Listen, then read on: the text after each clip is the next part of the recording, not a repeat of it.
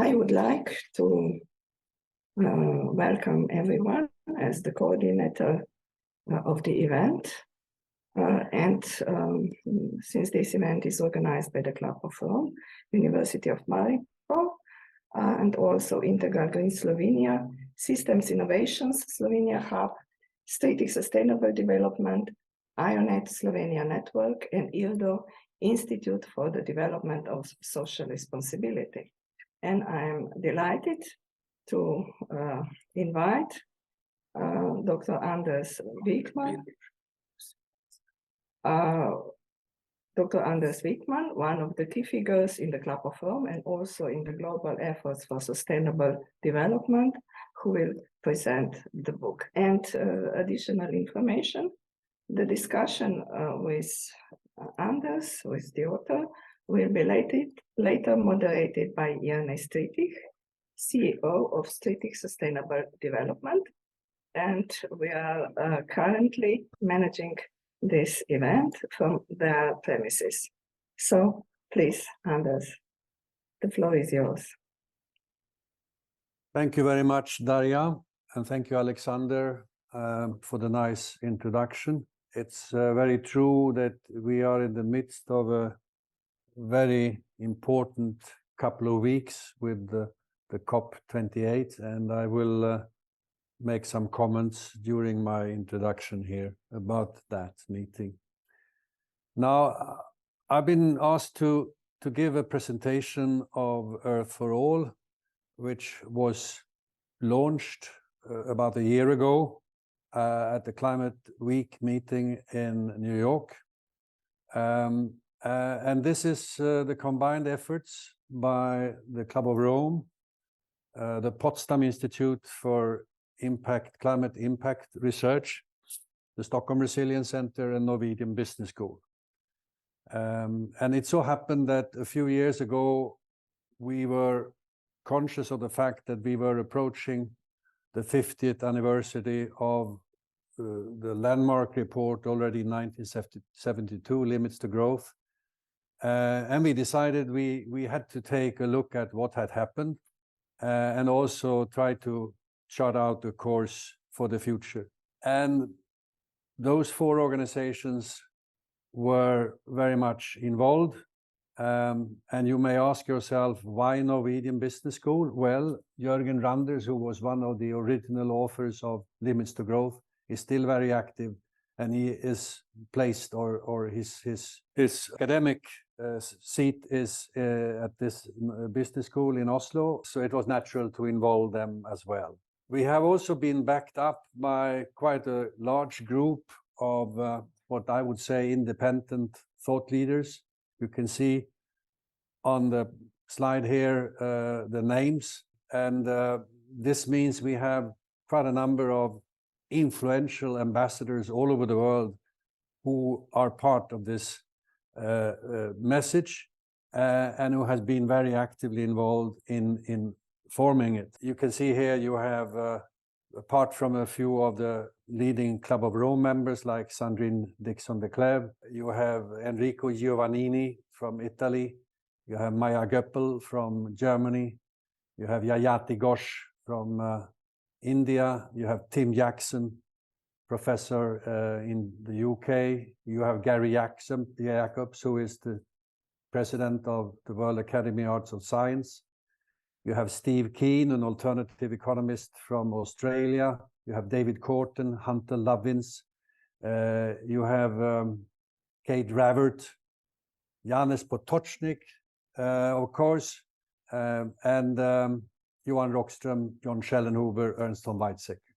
So it was quite a large group of people who met online for almost 2 years. This was during the pandemic, so we almost never met physically, but because of technology, we could function quite well. Now, the starting point, as I said, was this report, The Limits to Growth, which has been pointed out as sort of a doomsday report by many, but it was not. It was really a report with several scenarios, trying to look into the future, what the fate would be for humanity, given that at this time in point in time in the early 1970s, the world had undergone very rapid economic growth and reconstruction after the war.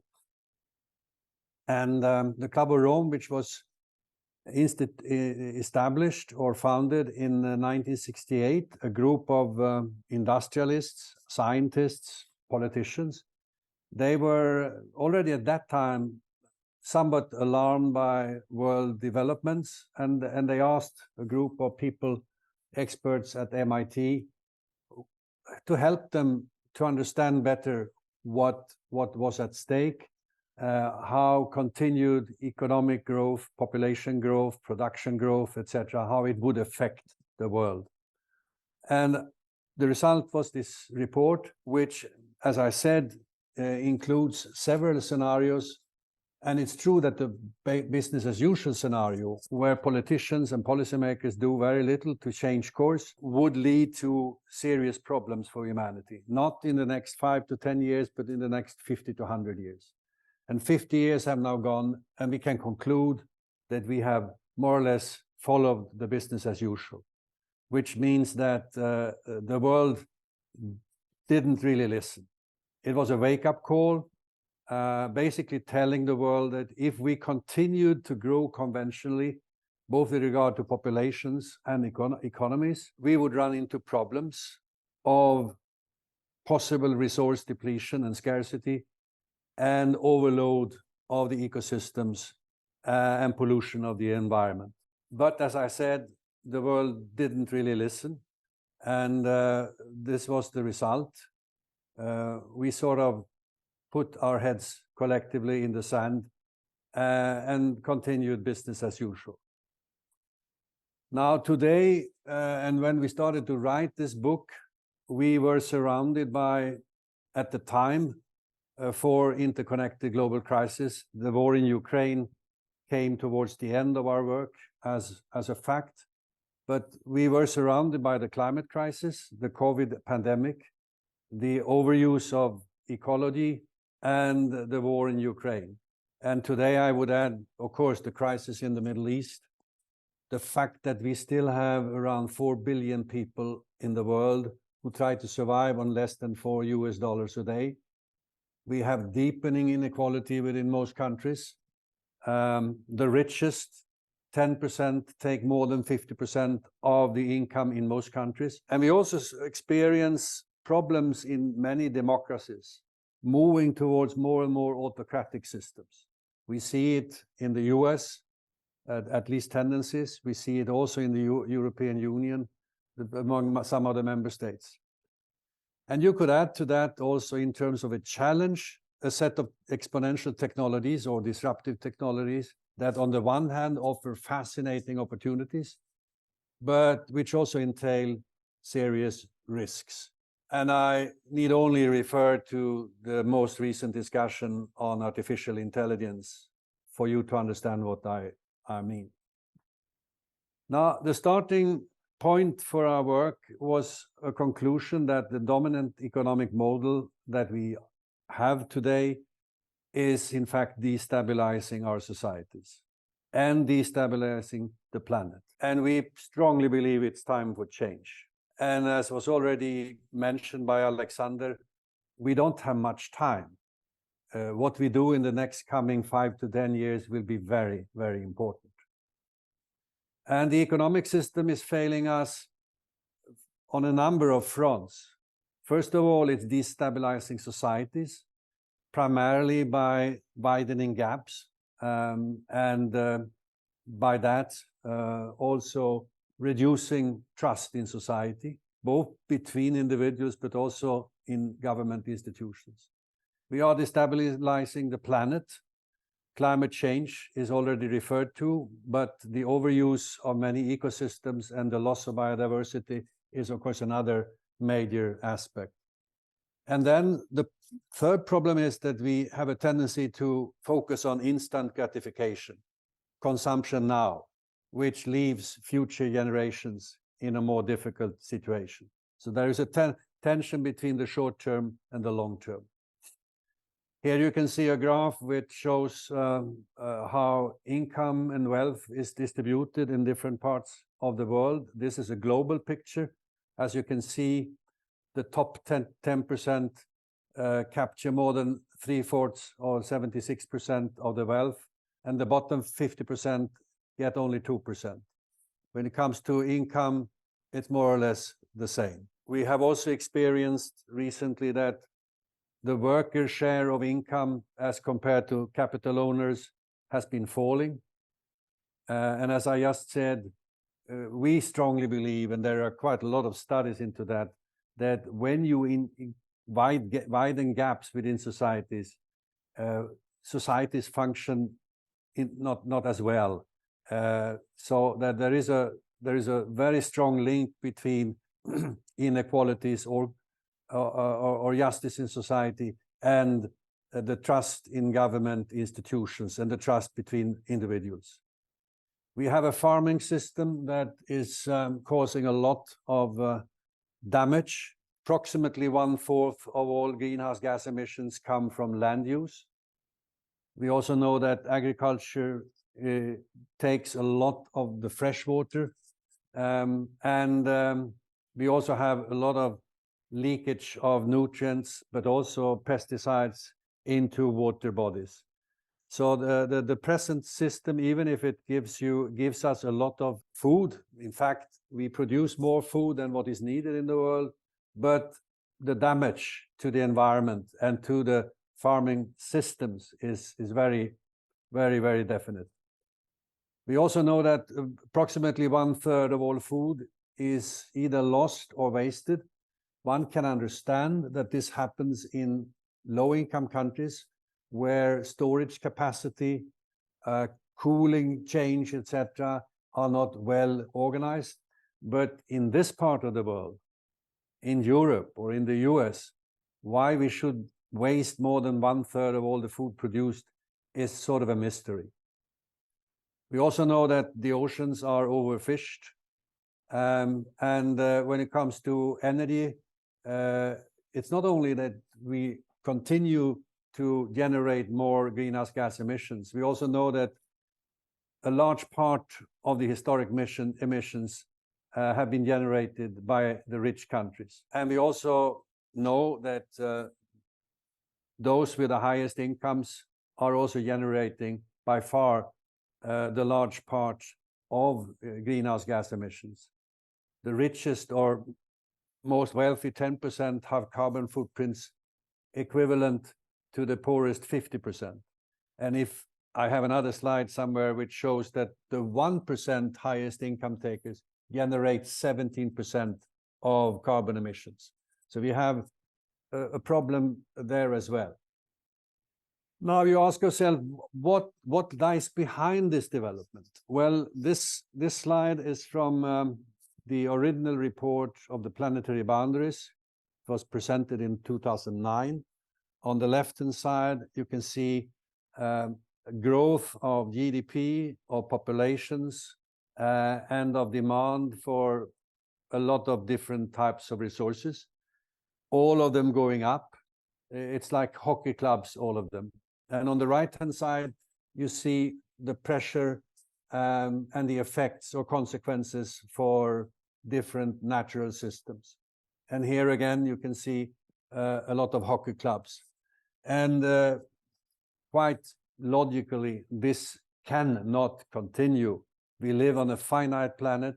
The only resource that we all the time can benefit, that is sort of helping us to increase wealth, is solar energy. All the others are fixed.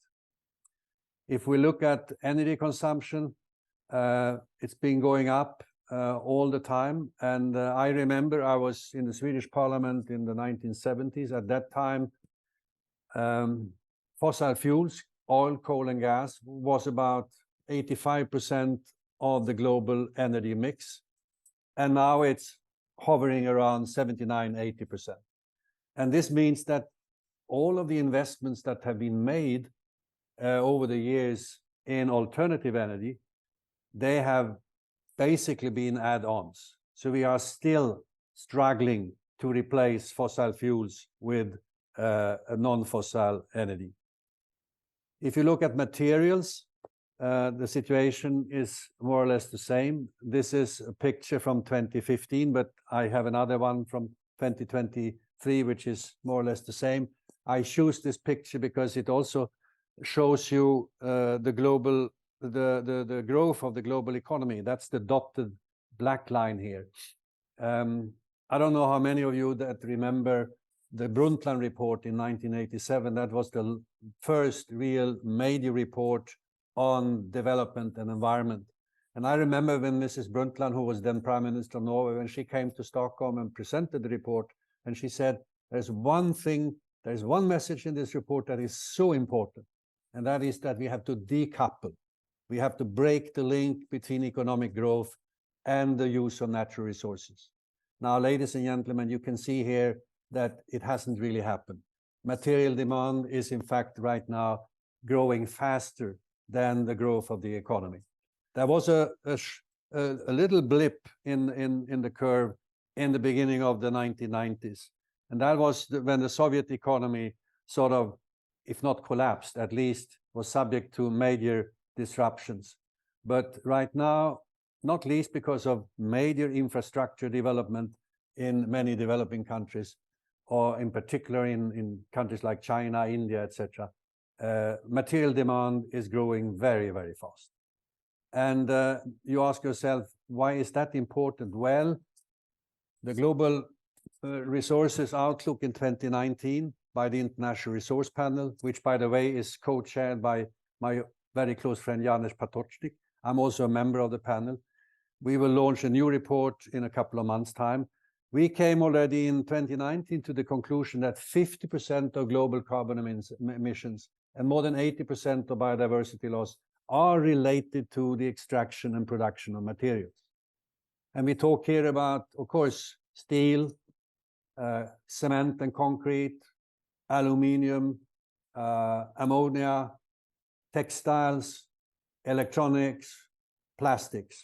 And this means that if we only focus on the phase out of fossil fuels, we are not doing the job well. We need to look at all these materials and use materials in a much, much more effective and intelligent way.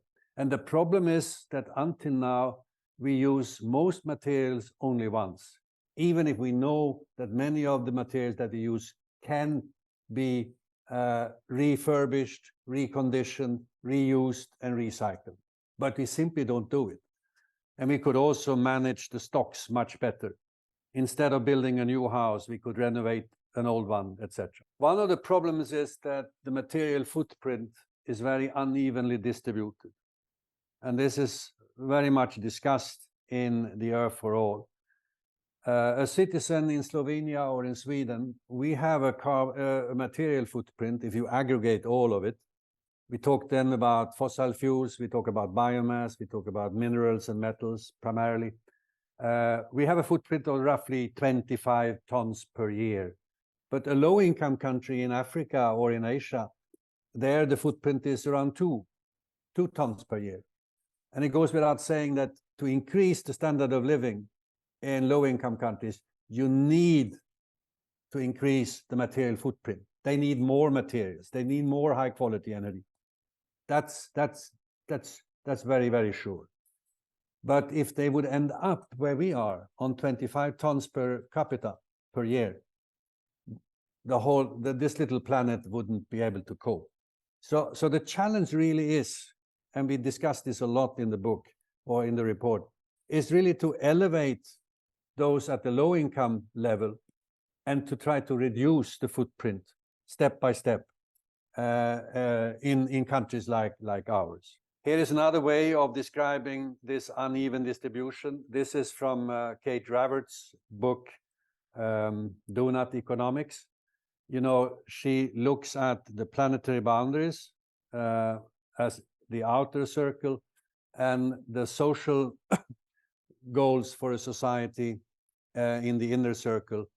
And as you can see, a poor country like Malawi, they have serious problem with the social objectives but they do not transgress any of the planetary boundaries. Their footprint is very low in terms of carbon emissions, ecology, etc. But a rich country like Sweden or Australia, it's the opposite. We manage the social policy area quite well, even if there are problems, but in general we do that. But we have problems with the way we generate carbon emissions and other greenhouse gas emissions, and the way we use the ecology. So that's where we are. That's the background. The limits to growth, the planetary boundaries report from 2009, which, by the way, has been updated recently, and which tells us that we have transgressed 6 of the planetary boundaries. Originally, they talked about 4. And then we have Earth for All on the right-hand side. And the question we put when we started the work was, is it possible to give the vast majority of the world population a decent standard of living without destroying the planet? That's really the question we asked ourselves. And our vision is an economic system that gives priority to health and well-being of people and the planet. And it's very important to stress, and the planet. And as I already said, the dominant economic model is destabilizing both societies and the planet. And it's really an existential risk. But the good thing is, of course, that compared to 50 years ago, when the limits to growth was worked on, we have much more knowledge today, and we also have a lot of solutions that we know would take us to a better place. We discuss a lot in the book the need for a systemic view, and that there are a lot of interconnected linkages between social systems, economic systems, the global commons, and the political system. And we point at some of the deficiencies in all those systems. Everything from too high emissions to economic systems that do not deliver for the majority of the population, political systems that are too short-term in nature, and which not really deal with the long-term issues. So there is a lot of discussion about these interconnections, and this led us to develop a model that we call the Earth for All model, that links economic, social, and environment systems, and which focuses a lot of attention on poverty, inequalities, gender issues, food systems, and energy systems. I would have liked material consumption to be a 6th system that we look on. It's now a cross-cutting issue. But you may understand that having also Janes in the group, we were pushing a lot. And we are now preparing for a next report that will look more specifically into material consumption. Now, what are the novelties of the model? Well, we have an in-depth analysis into all these aspects: inequality, ecology, public sector role. And the public sector role is not only to distribute money and to care for social issues and security. It's very much also a question of stimulating the right kind of research and innovation. Alexander was already attributing to that. We need a mission-led or mission-oriented innovation system, and there the public sector role is very, very important. To anticipate or expect that market forces would bring us to the right solutions in all the areas where we have problems is unrealistic. The market is good at many things, but not at taking long-term decisions and automatically address the long-term issues of society. We look into the role of the finance system. We spend a lot of time looking at employment, unemployment issues, not least with regard to the new disruptive technologies, where there is, of course, a big question mark whether there will be jobs for all in the future. We look into population, and finally, we have a lot of discussions about well-being, calling on societies to move away from focusing mainly on the growth of production, GDP growth, as an indicator for progress. It's not a good indicator. We know that. It's a quantitative indicator. We need to focus more on well-being indicators, and we are doing that. So our goal is a well-being economy. And we have, of course, benefited a lot from the experience of altogether 6 nations in the world who have formed the Well-Being Economy Alliance and who together try to develop policies which steer more well-being indicators. I'm talking, of course, of New Zealand, Iceland, Finland, Canada, Scotland, and Wales. And I'm very hopeful that other countries will join and start working on a different type of strategy for societal development, where the quality of life is at the core and not only production growth. So in the report, we focus on 2 scenarios. One that we call too little, too late, and that is more or less business as usual or policy as usual. That is to say, countries all over the world do quite a lot to try to limit greenhouse gas emissions, at least in some parts of the world. I'm not referring here to Saudi Arabia or to Russia, for instance, which so far have done very little, maybe instead the opposite.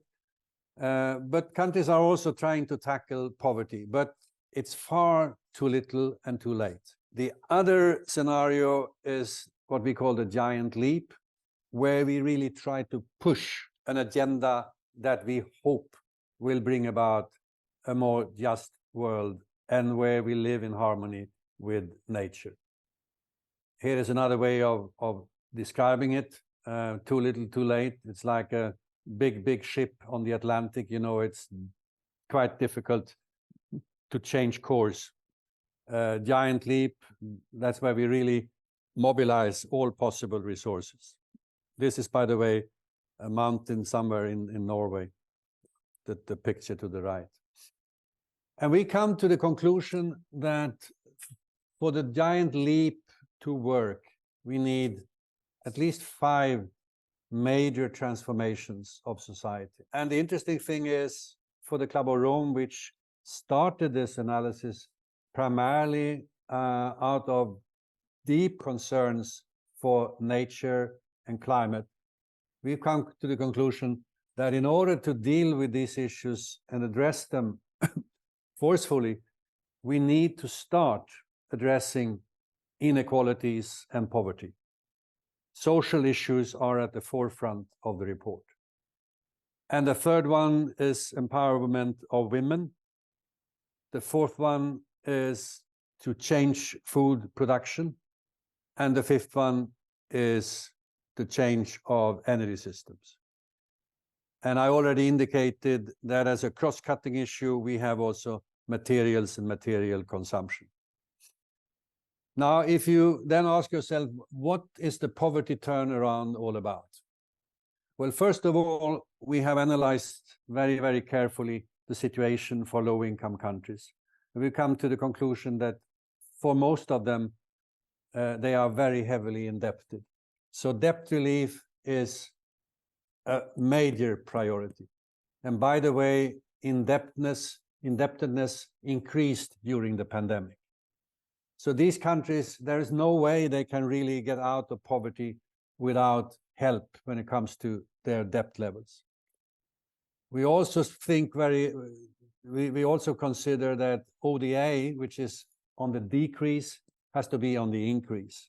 We need to help build institutions. Thirdly, and this is very important and very rarely talked about, we have to reconsider the financial, the trade, and the intellectual property right institutions at the international level.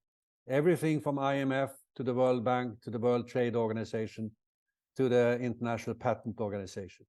Because these systems, and this may be difficult to hear living in the North, their architecture is very much organized so that we are the main benefits, we in the rich countries.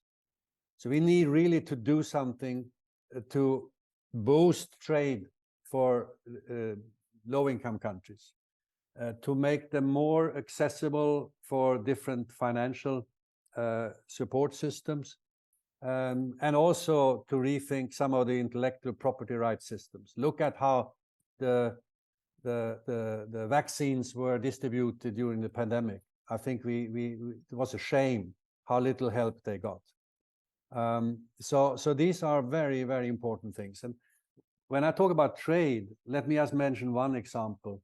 There are very few areas where low-income countries do something more than exporting the raw materials.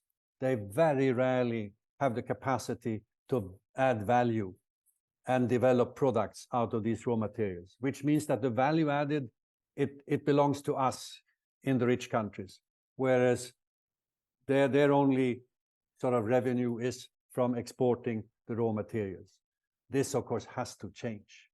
And it has to change also if we are interested in pursuing what János and I are working on very much, resource efficiency and the circular economy. If developing countries all of a sudden experience that raw materials will be in less demand, well, then their only revenue is being diminished. So we have to integrate them more fully into the value-added production of different things. So these are the major ingredients or components of the poverty turnaround. I should add that we also have to provide investments in green technology, but I'm coming back to that. The inequality turnaround is very interesting.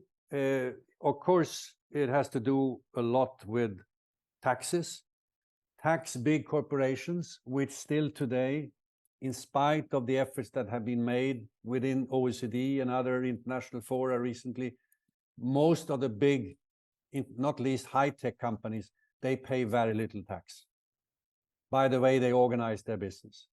And that is not fair. Major corporations which earn billions and billions and billions should pay more tax. Rich individuals, the same.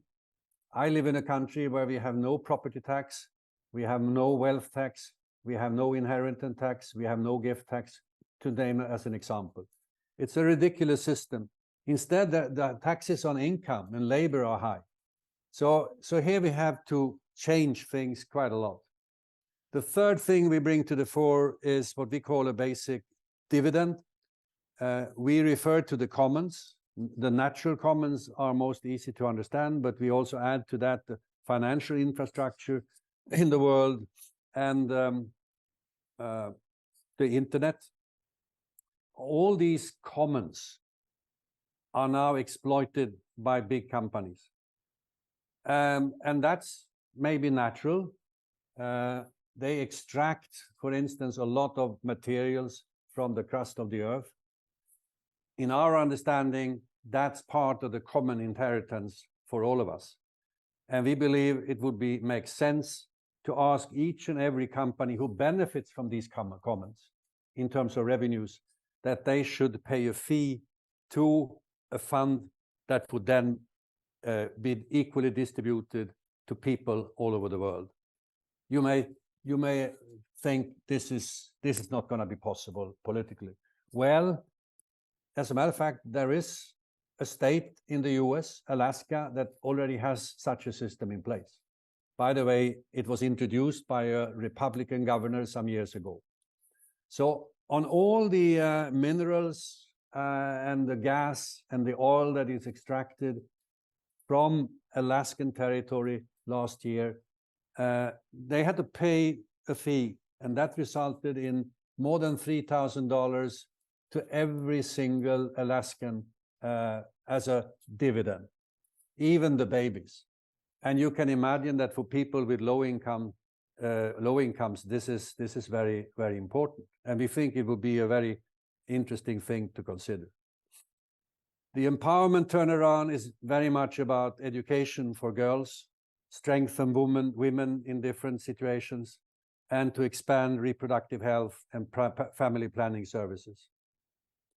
The food turnaround is primarily about three things. First of all, reduce the waste.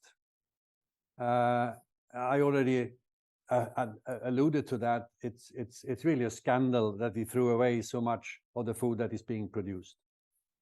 The second is to change diets and to focus more on plant-based protein. And the third one, and most interesting, in my opinion, is to rethink farming techniques.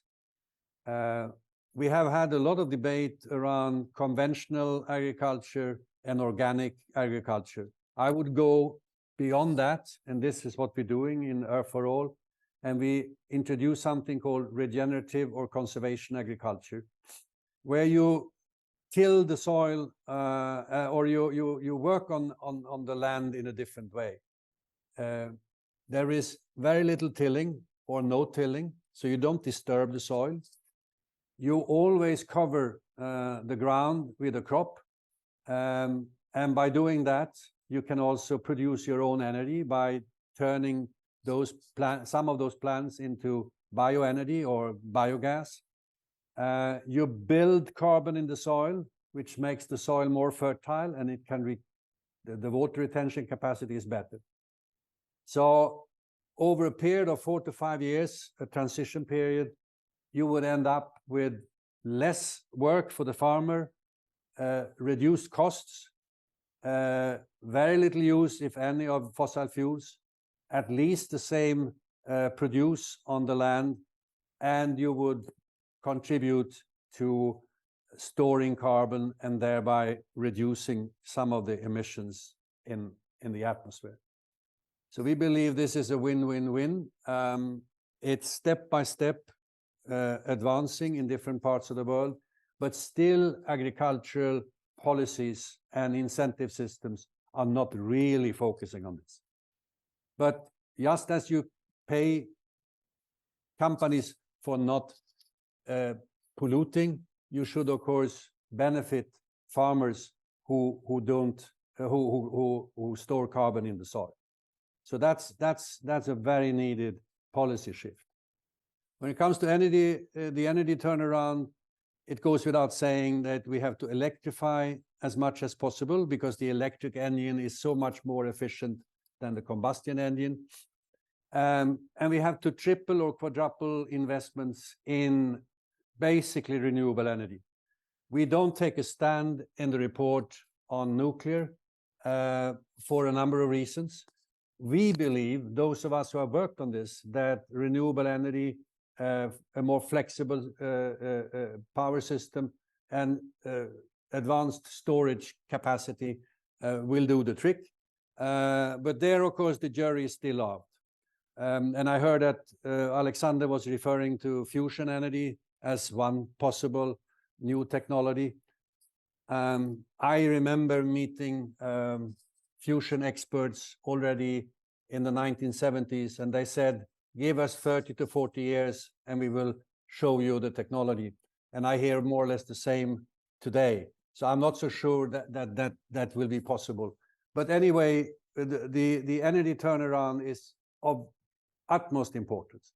And if we relate to COP28, it's quite apparent that because we have not supported all low-income countries to build an alternative energy system based on solar and wind in particular, and batteries and storage, it's understandable that most of them hesitate to support a call for fossil fuels phase out, because they know they need high quality energy, and as long as there is no alternative, what shall they do? So for the rich countries, and we stress that in Earth for All, we need to mobilize the necessary funding. And it's in our own self-interest, because we are all suffering from the effects of climate change. Now, finally, all these turnarounds must, of course, be supported by flanking measures or policies. We need to strengthen global governance in general. The United Nations, for instance, not easy today with the tensions with Russia in Europe and the tensions between the US and China in terms of economics. But we need to sit down together and work out solutions to all these problems that are common challenges. We have to rethink economics and move from short-termist to long-termist. We have to focus on the financial sector, which is spending too much of its efforts on asset values and speculation in asset values. It has to be involved more in the real economy. We have to have a proactive innovation policy. We have to initiate a discussion on quality of life. Quality of life is not only about buying more stuff, it's about so many other things. And that would lead us to a discussion on well-being indicators, replacing growth of GDP as some kind of a progress indicator. We need to move from linear to circular production. That's the material sort of issue dimension. And we also need to look at taxes. Tax the bads, not the good things. And again, why do we tax labor and income in many countries very high, whereas the use of natural resources is absolutely free? This, by the way, is a big problem for the circular economy, because virgin materials from nature are most often less expensive than secondary materials. And that makes it very, very difficult. Now I'm coming towards the end. I already told you about material consumption and that we have a lot of waste and overconsumption, in particular in rich countries. We have to address that.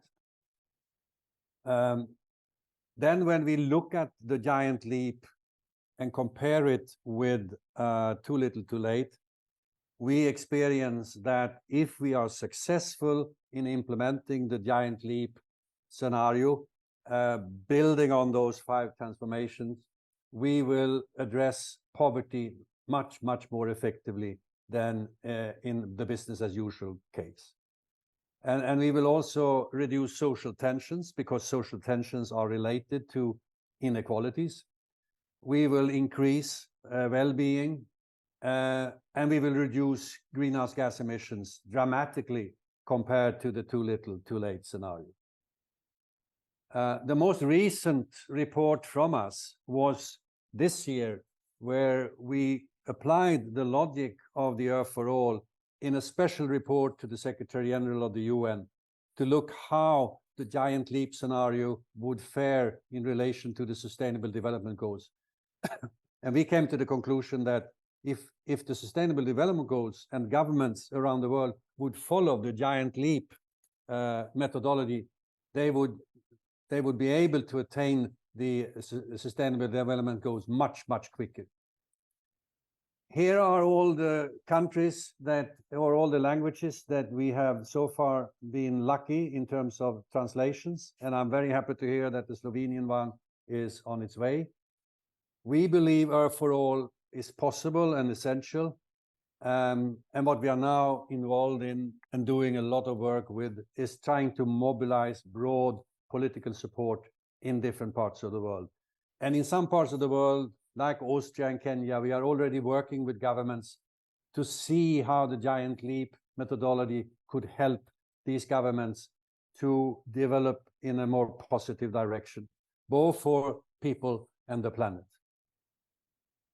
So I stop there and thank you very much for the interest and hope for a good discussion. Okay, thank you very much, Anders.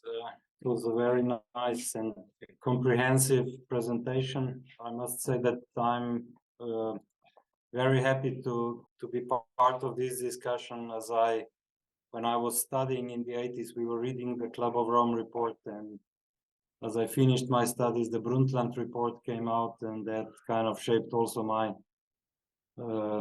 career in trying to get sustainable development going. Unfortunately, we are not yet there. I thought we would be much faster, but obviously there's still a lot of work to do. So I would like to invite, if there is any questions or comments to Anders' presentation. So Antonio, please. Hello, Mr. Anders. Can you hear me? Yeah. Oh, thank you very much. Thank you very much for the report, and congratulations for the book and all the model. Mr. Anders, the question I have is the following. As you mentioned, I was very, happy when you mentioned the mission-led, the vision-led transformation My question is, from your perspective, to what extent do we have the quality of the leadership in place today to drive those transformations, and what is the best way to achieve the level of quality in case it's not enough? Thank you. Well, that was not an easy question. I've been a politician myself for about 20 years, first in national politics and then in European politics. My hope right now, I must say, has very much rested in the European Commission and the Ursula von der Leyen regime, because they launched the Green Deal, and they have a rather ambitious agenda in many of the areas that we have discussed in the book. And we have also had a very, very good dialogue with the leading officials in the European Commission. We also have good dialogue with some member state governments, but I would say that, in my opinion, the European Commission has been a little bit in the lead. That doesn't mean that everything is perfect. Where I am concerned is for the European elections in June next year, where we see that the far-right parties, whether you call them populist or not, doesn't matter, they are gaining ground, and they seem not to be really interested in this kind of transformation. They are rather interested in going back to what was, and we don't think that's possible. Because you cannot take steps back in history. How do you do it? Practically. And secondly, there are so many problems that we are aware of that we have to address. So my hope still, at least in this part of the world, is in the European Commission, and that we can maintain the momentum. In the US, I'm very concerned. And when you listen to Trump, I get ghost pimples on my back, because not only is he going to try to make life difficult for what he calls his opponents, but he's also going to drill, and sort of go back to traditional industrial policies, where we need something totally different. So yes, it's a difficult world. I think what is very important is to start a more dynamic discussion with the low-income countries. We have a lot of, maybe I shouldn't use the word sins, but there are a lot of shortcomings in the relationship with the low-income countries. I pointed at the financial system, the trading system, the intellectual property rights. We have benefited from cheap raw materials for so long from these countries. And during some part of history, they were colonialized. Now we are extracting a lot of wealth from them, and we are not really paying them well enough. And most of the revenue end up with multinational companies. So here we need to do something to make the playing field more even, and to put in place incentives for these countries to participate more actively.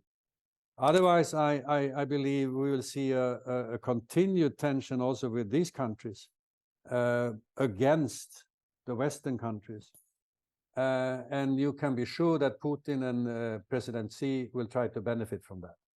So I think in our own interest, we need also to have a political dialogue with these countries. Thank you. Thank you. Thank you very much. So the next one who asked for the floor is Dan Wheeling. Thanks, of course. I'll try to be brief. And thank you, Mr. Wijkman, for your presentation, which I think was very useful in giving us some view over what is possible, not just what is probable. And the question, unfortunately, I have does relate back to potentially the probable. I had a look at the past 10 years where we did see more movement, but it was movement towards the scenario that you termed to be too little too late, where we have things like the Rheinland model applied in Germany and the Netherlands, which tries to go towards a consensus-seeking model to build energy. We see the US now doing an approach where they bringing lots of carrots and they're trying to wield this within an idea of let's give it towards national security or other concerns, and maybe we can bring climate change into the policy framework in that way. But there's also already concerning risk with, for instance, the Christian Democrats in the European Parliament being worried about the right-wing populism you addressed in your previous question, and therefore backsliding on some of the proposed policies when it comes to sustainability. And I was wondering, what do you think are the tools that we might have in the box, both from a political level, but also from an activist level, to try and unlock this type of systems thinking within our current leadership? So not necessarily from the top, but rather from the bottom, what are ways in which we can achieve this transition? First of all, I think we need to put in place policies that are inclusive. Because I see in my own country there is a tension between people living in the cities and in the rural areas. And people in the rural areas feel, if not threatened, they don't feel comfortable with climate policies because they hear a lot about we should drive less in our cars, we should eat less meat, etc. And they feel sort of, they feel threatened. So we have to put in place policies that are inclusive and try to avoid that there are losers and winners. Secondly, I think we have talked far too little about the many co-benefits of both climate and nature restoration policies. I mean, in climate, for instance, in cities, to move to electric vehicles will reduce the noise, will reduce local air pollution. And if we design cities in a way that it's easier to walk and bike, and where collective or public transport has a better role, well, then cities will be much more livable. If we also focus on planting more trees, etc., I think that's a much more attractive living environment. So that should be interesting for people. I also happen to believe that if it's possible to make a transformation in agriculture, agriculture would all of a sudden be a benefit for all and not something that damages water bodies, soils, etc. So I'm quite optimistic because I see some of these policies lead to a better life for everybody, but we have not been able to explain it. And I'm right now participating in a group that's outside the Club of Rome, and we are trying to develop a campaign ahead of the European elections where we would focus in particular on the co-benefits of the Green Deal and let people understand that this is something for all of us, not only for the environmentalists. I don't know if that responds to your question. By the way, I'm very concerned about the Christian Democrats, and it must be very difficult for Mrs. von der Leyen because she's pushing something as the head of the Commission, and her own party group is trying to block it. So that's not easy. So yeah, this is not going to be easy, but I think there are some angles that we can pursue. Thank you very much. So I would invite Dr. Peter Glavic, please. Yeah, thank you very much. What I agree with you is that we have to somehow stress the politicians to do their job, because this is very important. This is the top-down approach. But we also need to elaborate a system for the bottom-up approach. As I mentioned, I don't know if you have heard that, we have tried to put the net zero on campus on the day list, but we have not been successful. So this is very important to elaborate the way how not only the universities, but also the companies, the cities can work in their environment to reduce the energy consumption, to improve the food systems and so on. So this is very important, I think. Thank you. I fully agree, and I should have said that what I call people's education is extremely important. Because when I give lectures in different parts of Scandinavia, I realize that what we are talking about is very complex, and people need time to understand. Otherwise, they will listen to people who have simple solutions, and there are no simple solutions. I'm reminded of referendum in Ireland in the beginning of the 1990s. It was around Maastricht Treaty. And I was visiting Ireland, and there was one of the parties who had a slogan, and it said on the posters, "If you don't understand, say no." And this is so scary. And that this is part of the methodology by some of the more far-right policies. They have simple solutions to complex problems, and that's not going to work. So I agree with you. We need to work also bottom up. I think when it comes to energy, and energy prices have gone up partly because of Putin. I was visiting Örebro. It's a mid-sized city in Sweden, and the municipality-owned company owning around 17,000 apartments, and they have worked for 10 years to integrate efficiency measures, both for heating and cooling and for electric power. And they have reduced consumption over a 10-year period. And you know, people's income have increased. There are more people living there, but still they have 50% lower consumption. And that's by very intelligent measures. So at the local level, we can do a lot to use materials and energy more efficiently. That would benefit society, and that would benefit all the people. So there is so much we can do. I'm involved in something called Climate-KIC, which is a systemic innovation institution. And we work now, we are orchestrating or operating the cities mission on behalf of the European Commission. And we work with some 110 cities. And it's fascinating work to work with these city governments to try to put in place the right transformative policies. And you need a systemic approach. Single point solutions very rarely do the trick. But what we find is that it takes about a year in every city to go from silo-based decision-making to more horizontal-based decision-making. So I think institutional reform is part of the answer.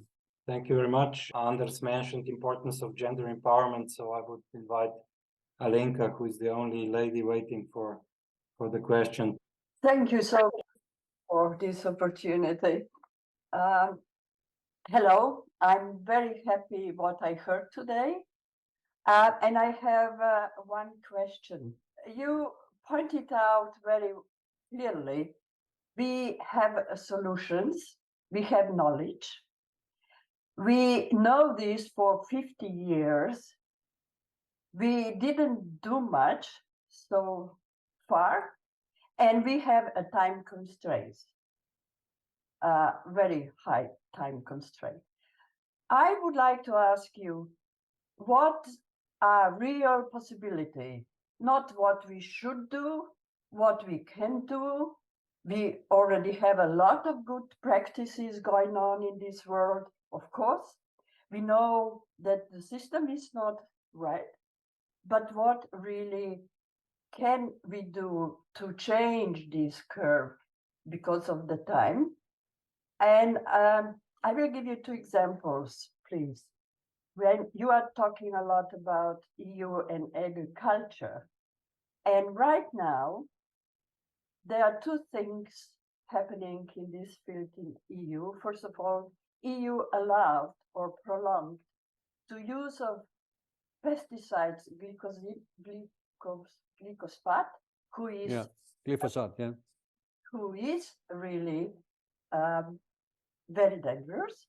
And the secondly, now they are in the stage to allow GMO to be allowed everywhere without really following their where they are. This is one example. And the second thing is UN. Do you think it's possible if UN, do we need one world organization that would help to change this direction that we are going now? And is it possible that UN takes this role? Thank you. Well, let me start from the last question. I worked in the UN for a number of years. I know a little bit about it. I think in the short and medium term perspective, it's not realistic to think that an organization like the UN would be empowered more. You can see how difficult it is with the only body where they have real decision-making power, the Security Council. It's not functioning because of the tensions between those who are members. So I'm afraid I had a friend, a Hungarian refugee in 1956 who came to Sweden, Laszlo Szombatfalvi. He passed away a year ago. He was a fantastic person. He built a lot of wealth, and he put all his wealth into a organization called Global Challenges Foundation. And that foundation has one goal: to put in place a world government. And I always said to Laszlo, noble idea, this is what is needed, but to get there is going to be very tricky. So I think we have to improvise and build on what we have, at least for the short term. And the second about agriculture, I'm not 100% sure that a ban of GMOs has been the right thing. I think I'm not against genetic manipulation. What I'm against is genetic manipulation without sufficient control of the consequences. Because I think we see a lot of interesting genetic manipulation when it comes to more drought-resistant crops, etc. So I would say that we have to control better, put in place monitoring systems better, but not have a 100% ban. When it comes to glyphosate, I'm quite positive that a biological alternative to this particular pesticide is going to develop, because I know that there are quite a lot of researchers in Germany who have solved it, at least in the laboratory, and hope that they can multiply it and make it. But I agree with you. This is a very difficult issue. I'm not an expert on it, so I stopped there. But I understand your concern. What I think is most important now for the Commission is to start incentivizing the buildup of carbon in the soils, because we are losing fertile soil all the time because of erosion. But if we change course and have less tilling and more buildup of carbon in the soils, we will do a lot of good. And we will also increase microbiological activity. If you Google conservation or regenerative agriculture, you will find a lot of good examples. But would like to talk about this more with you at some time. Thank you. Thank you very much, Anders. We would now move to a couple of presentations from Slovenian experts who have been working on these issues from different aspects in the last years. I would invite Darja Piciga, who has been the driving force behind this event and has been working on these issues a lot, to start with the presentation, and we will share the slides from here, and then we will continue. So Darja, please.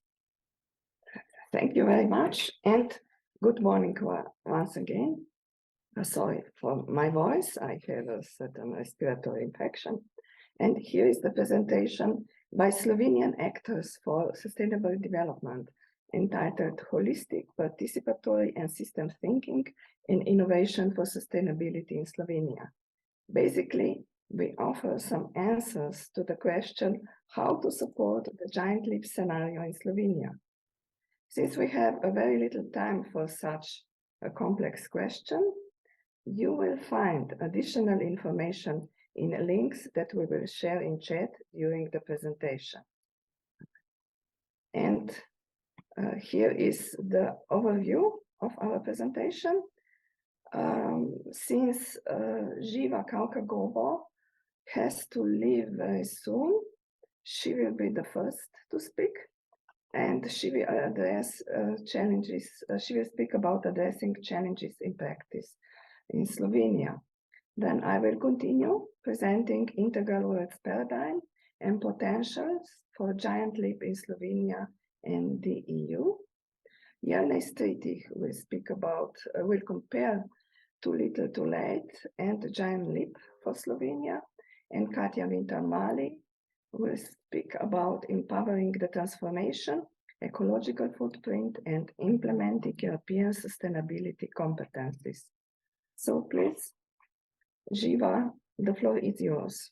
So I'm Živa Kaukagovo, coming from the Focus Association for Sustainable Development, one of the environmental organizations in Slovenia, dealing mainly with climate change and climate justice, if I put it very shortly. And having the status of public interest gives us the responsibility to act in really public interest. So maybe if you go to the next slide. I wanted actually to connect the issues we are working on linked to the diagram from the Earth for All, which is like empowerment, inequality, energy, poverty, food, because we also think these are very crucial issues, but we would add some more. If we talk about empowerment, we don't understand just empowerment of women and equal opportunities for all, but also, let's say, if I include other genders, but especially in the societies we live in now, we are working a lot with building up communities, meaning empowering communities to work together, to learn about working together and owning together, because this is something which in our system now is, we have to relearn, since it's based on individuals, but it's also the individual action which counts. If we talk about inequality, we work a lot within social, environmental, and economic justice, of course, coming from the perspective of environmental justice, and climate justice, including human rights for all. That's really important. Interesting enough, I mean, in Slovenia, sustainable development, like, usually was understood as something related to nature conservation and protection of nature, while in the latest years it has been changed a little bit. The social component has been included, whilst the economic justice perspective is still something a hard nut to crack, because we are also trying to work with different power structures also in Slovenia and on the level of European Union, especially when talking about global economic justice and environmental justice, meaning that we do have the responsibility of individuals and communities. States have kind of committed themselves to act as well, also in the interest of so-called global south. But we still have the economy part, which is not held responsible yet. Now some things are changing on the legislation part on the level of European Union, but let's see how it works. I mean, I'm talking about imported deforestation, prohibition, about corporate sustainability due diligence directive, and CRM, meaning critical raw materials and so on, which are all impacting the countries in global south through responsible trading, let's say. Of course, we have to tackle poverty. We do tackle poverty through justice, redistribution, and decentralization. This is linked a lot with empowerment. If we talk about Slovenia, where we research a lot the fields of energy poverty and mobility poverty, which is not directly the same as like the poverty defined in the legislation, meaning that, I mean, everybody needs energy, so it is something really important to talk about, not only in the winter time, but with global temperatures rising, also the summertime and the impact on vulnerable groups. Let's say, if we say, usually these are women, older women are the ones most impacted in the summer. If we talk about the mobility justice and mobility poverty, then Slovenia is a little bit special because we don't have a very good public transport system, but also because the country is really dispersely populated, so it's really difficult to organize in a way that it would be just.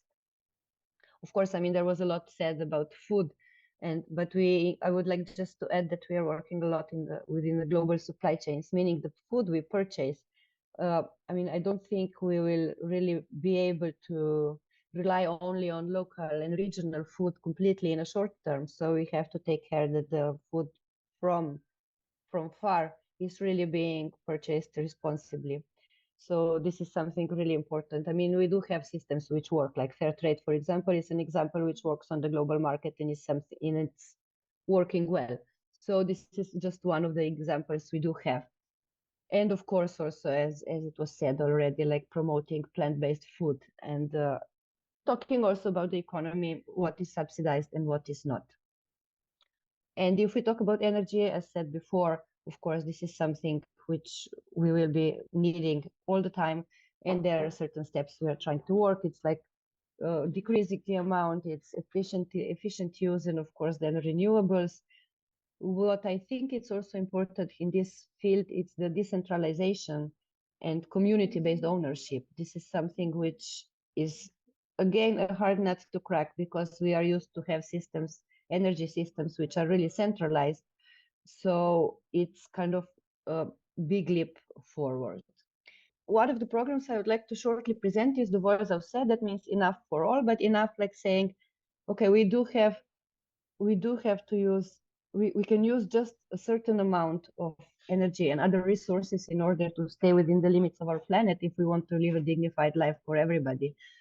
And it's at the same time enough for everybody, that we firmly believe that we do have enough resources for everybody to live decently within the limits of one planet. That's something which needs a holistic approach, meaning that we have to tackle the decentralization by community-based ownership of the space, of the place, of energy, and of different type of communication. And we do that by mentoring different communities and municipalities. At the beginning, we didn't think it would be so much needed, but we realized that actually the participatory moment and the democratic decision-making on what we are going to be working on and what we are going to own as a community is something which had to be built and has to be strengthened again, because the institutions and individuals at the same time don't have the tools or maybe the knowledge on ways of real participatory decision-making. Plus, I can just mention there is a very good example. We were trying to navigate through the let's say all the rules and legislation in Slovenia, but finally managed. And this December is going to see the light in Slovenia. Is the first really community-based ownership, community-based solar power plant working together with the small community, with the inhabitants, and so we did have to work a lot to kind of find a way with the legislative framework we do have in Slovenia now, but we are lucky that we have time and funds to do so and persistency to continue. So this is something which we are really proud of. And talking about the economic or maybe a wider perspective, we are talking about the systemic change.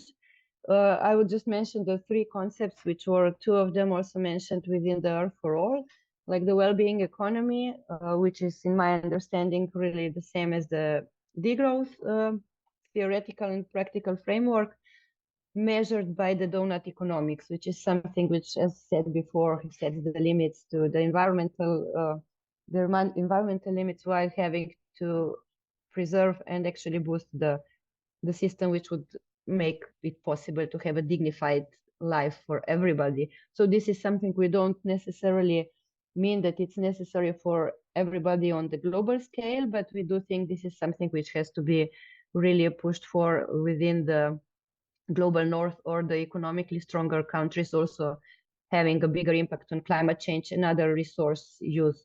So this is something which we really believe, but we don't name it usually, because when talking, but it's kind of coming also in forefront because the European Commission already had 2 times the roundtables, not really naming it degrowth, but beyond growth, and how to develop the systems which will be possible within the relatively short time if we look at the wider perspective.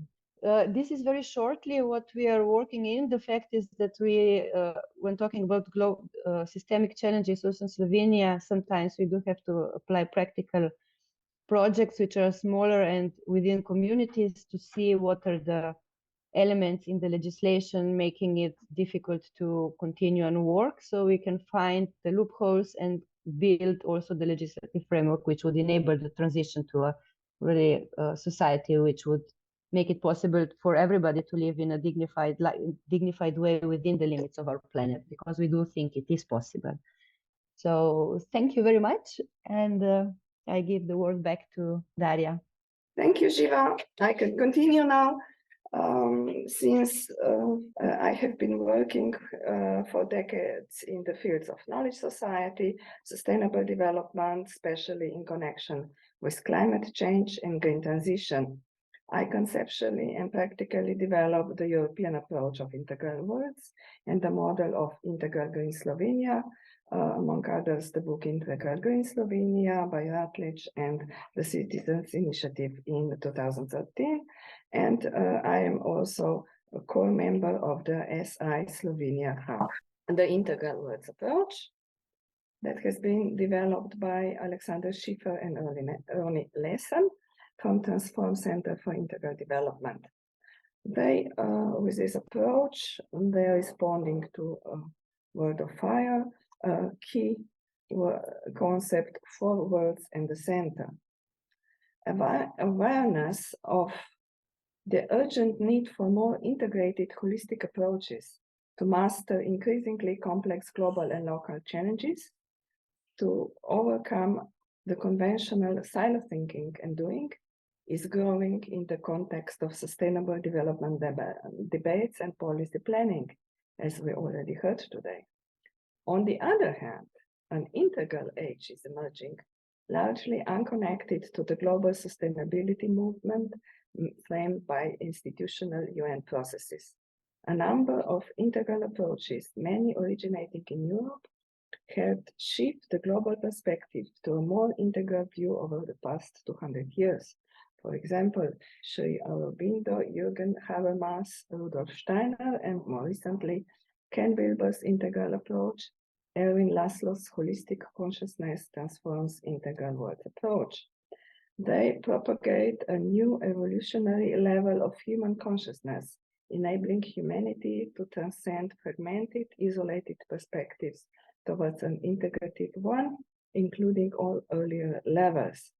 And integral words paradigm builds on all of them. Additionally, also builds developmental models on specific culture of each individual society. This is the generic design of integral words from the book Integral Development by Schiffer and Lesson. There are 4 basic dimensions that all social systems share and that need to be considered equally in dynamic balance if the entire integrated system is to flourish. Mapping these 4 dimensions in a circular way, we distinguish between the southern realm of nature and community, the eastern realm of culture and spirituality or consciousness, the northern realm of science, systems of technology, and the western realm of finance and enterprise of economics and politics. At the core of an individual, organization, community, or society, the impulse for transformation or development is initiated. The inner core and the outer circle are then connected through 4 R's.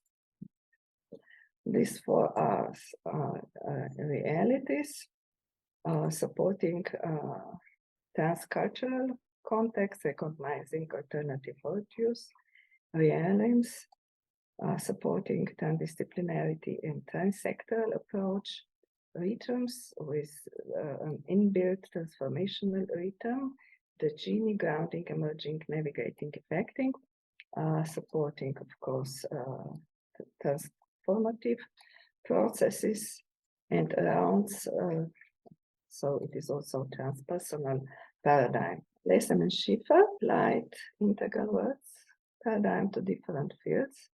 First to the economy with their book Integral Economics. Here are 3 figures. The basic model of integral economy with 4 integral economic paths: community-based self-sufficiency, developmental culture-based economy, social knowledge-based economy, and living life-based economy.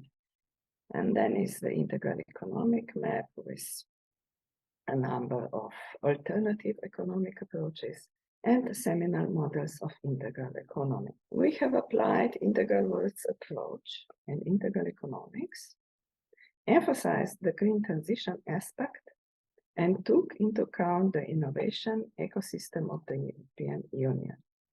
And so we developed models for an integral green Slovenia and integral green Europe. In this respect, we found very relevant the transitions knowledge base for sustainability transitions developed by the European Environment Agency. Here are figures for a few concepts from the last State of the Environment report, 2020. This knowledge based with the ecosystem approach and systems innovation is already being applied in the EU Green Deal policy. And in the Integral Green Slovenia and Integral Green Europe models, we also propose the concept of smart integration of EU policies for sustainable development, complementary to smart specialization across all the EU priorities, not only under the European Green Deal. Smart integration, as we have shown in the book Integral Green Slovenia, is already happening in practice in various ways. Here are some, not all, potential policies for Europe and Slovenia on the path towards an integral green region and country, and also for the giant leap scenario. For moral core, we have chosen sustainability and social responsibility. And then just to mention again, organic agriculture for food turnaround, renewable energy, and Climate-KIC deep demonstration. We have the National Deep Demonstration Slovenia project for energy turnaround, and also knowledge for sustainable transitions and education for sustainable development for the empowerment. And here I have also the 2050 vision for both Integral Green Europe and Integral Green Slovenia. The vision is a well-being, good life for all, and well-preserved, healthy, natural environment. We somehow defined also more operational goals for the vision for all four integral economic paths, like Europe, also Slovenia, to become global R&D and innovation and learning space for sustainable development, and of course the leading world region for green transition. Yeah, just to mention, you can find more about these models and integral worlds paradigm in the paper that we are sharing. Here only a few examples of theories and concepts, traditions, cases, projects from Slovenia for the giant leap scenario. And some of them are being presented in this section of today's event.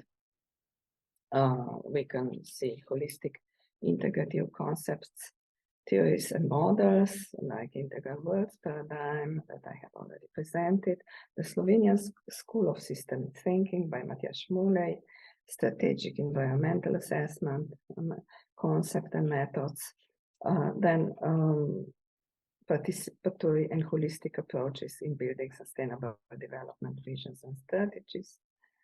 And that will also be presented later.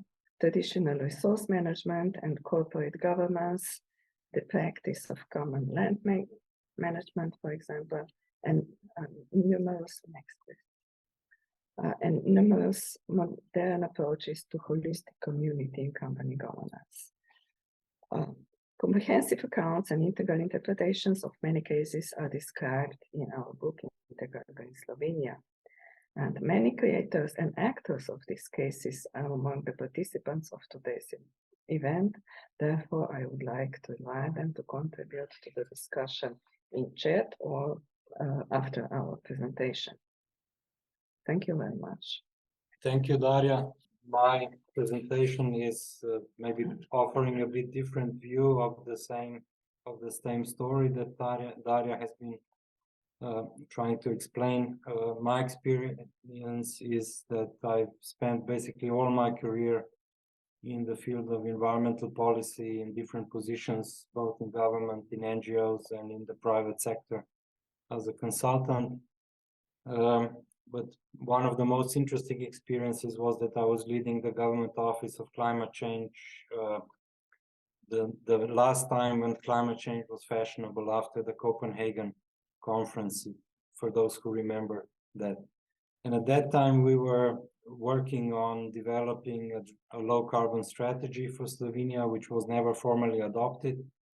But we used quite a lot of research and modeling and scenario building, which resembled the Club of Rome methodology quite a bit.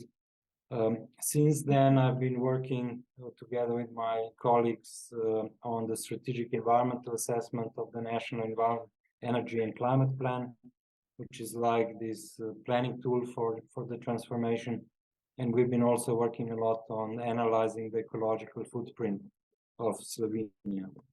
So I would like to share a couple of curves which look like the Club of Rome curves, I hope, and discuss this idea: are we on the way to the giant leap or too little too late scenario in our country? The brown surface you see on the screen are the historic greenhouse gas emissions of Slovenia. And I was explaining that in the time around 2008, 2010, we were developing this low carbon strategy. And at that time, the leading, the established institutions in Slovenia were basically projecting this red line as the future emissions of Slovenia from that point. And I'm sure it looks like this is quite kind of fits the too little too late scenario. At that time, we, together with some groups of scientists, tried to project this objective of meeting the carbon neutrality by 2050. And this is this green line, which hopefully resembles the giant leap. And what I think to everybody's surprise, or some people still don't believe in this, our emissions have been basically below this curve since that time.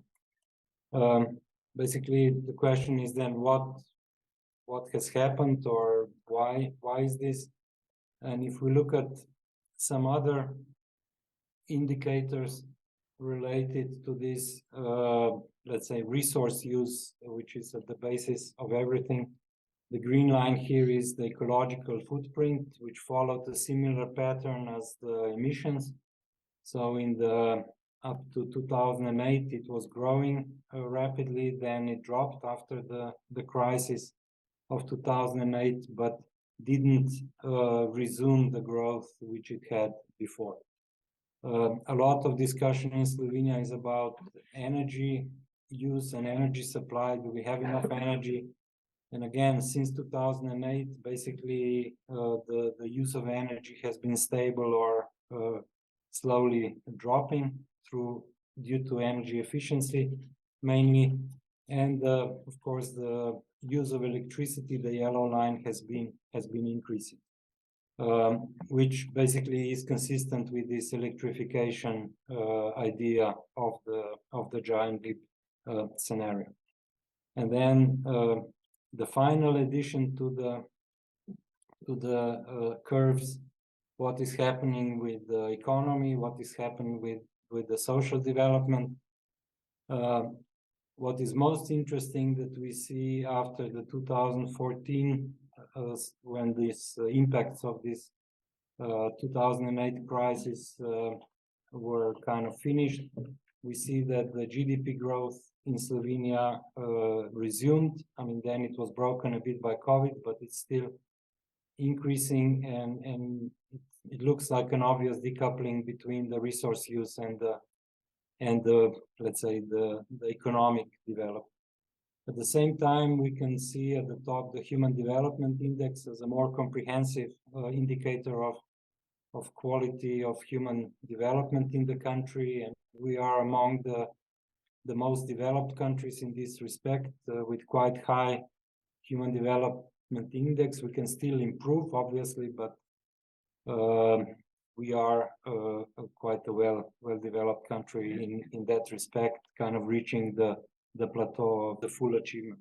So at the moment, there is quite a lot of discussion in Slovenia about whether it makes sense to decarbonize, whether it makes sense to go to this more sustainable economy or not.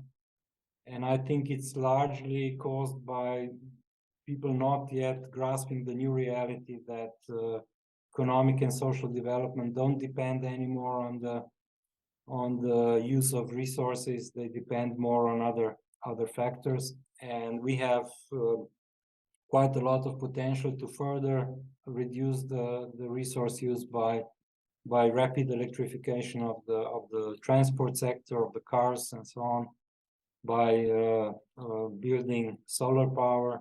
And what is most important is that we can do this largely by private investment. And we know that Slovenians are ready to invest into these things, because since the year 2000, we have reduced or more than halved the emissions from the housing sector through the households investing into energy efficiency and renewable energy for their home heating. So we believe this can be done, and we hope that also the politics and basically the economy and the businesses will follow in this direction. So I think this is good news that we are on the way, and we can actually achieve it. So I would finish with this and pass my word to Professor Katja Winter-Mali. Please. Thank you very much. Hello, everybody. I wouldn't like to speak about myself. I would rather go to the next slide. But I come from the University of Ljubljana. I'm from the Faculty of Arts, Department of Geography. And of course, I'm working mostly on the topic of sustainable development. So please, next slide. So coming from a university, education, awareness raising, also research and innovation, but above all, knowledge of extreme importance for us, and of course to empower the transformation we were talking about today. So systems thinking, critical thinking, problem solving, taking into account the complexity of all the systems around the globe, so socioeconomic systems and environmental systems. We have walked this path shown here. And of course, we were following, as Jernej already mentioned, we were following the publications of Club of Rome and Brundtland Commission and everything about sustainable development paradigm. And at least in my field in geography, we have been able to empower our teachers, future educators, and of course change a little bit curricula so that a lot of topics already found their way into schools. One important basis or foundation is also Slovenian development strategy till 2030, because it stresses the European Union's as well as Slovenia's long-term vision of what we talked today already, living well within planetary boundaries. And here you can see the 5 strategic orientations highlighted by our development strategy. This is really an umbrella strategy. So that's why it's of crucial importance. And in the middle, you can see learning for and through life. Two another issues are very important here. One is, what's the final goal of the strategy? It's high quality of life for all. So for all the inhabitants of Slovenia, for all people. And Jernej already showed you Human Development Index as one possibility to measure the socioeconomic dimension. And on the other hand, we were trying to measure also the environmental impacts of our lifestyles. So that's why ecological footprint was chosen as one of the performance indicators within this strategy. And the most important goal here is the 20% decrease of ecological footprint, which we would like to achieve till 2030. But as most countries around the world, what happened to us is that while we were enhancing human development or achieving higher levels of human development, we were at the same time, historically, of course, increasing our ecological footprint. So what's the basic idea of Slovenia's strategy is to be able to somehow achieve this green square at the right-hand side. So to have very high human development, at the same time to have ecological footprint below average world biocapacity per capita, which is at the moment at around 1.6 global hectares per person. Next one, please. Jernej already mentioned how ecological footprint is tightly connected to, or it has been connected to, the growth of GDP. And at the moment, our ecological footprint is around 5 global hectares per person already, meaning that if everybody around the world would be living the same lifestyle as we do, we would need the biocapacity, so the carrying capacity of more than 3 planets. So in order to reduce the ecological footprint, several attempts were made how to raise awareness among people, how to showcase the measures, and one of those attempts is also the booklet that you can see on the right-hand side, which is about the measures to lower ecological footprint in Slovenian regions. So we have been working with Global Footprint Network and many colleagues from NGOs, from ministries, from Slovenian Environmental Agency, trying to educate, trying to raise awareness, identify measures. And we have also translated the ecological footprint calculator, which is on the next slide, into Slovene language in order to make it more useful also for those that don't speak English. What we hope for is that we have enabled the use of ecological footprint calculator in primary and secondary schools. We of course use it also at the university level. So to make people aware of their everyday impacts on the environment.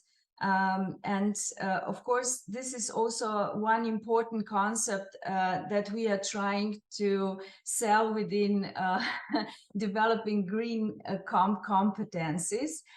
So at the moment, there are many projects in Slovenia, especially originating from the recovery and resilience plan, trying to implement, but also to further develop competencies for sustainable development at all levels. basically from kindergarten to the university level. So to embody, first of all, the values, the sustainability values, which are, I'm sure, also of crucial importance for Giant Leap or any other scenario that would lead us to the goals we were talking about today. And then secondly, to embrace complexity in sustainability. So what I have already mentioned, systems thinking, critical thinking, problem framing, problem solving. And then the next area, the next step here is envisioning sustainable futures. And last but not least, of course, the most important is to act for sustainability. What I'm trying to say is that now we are in different projects, we are trying to make this concept alive.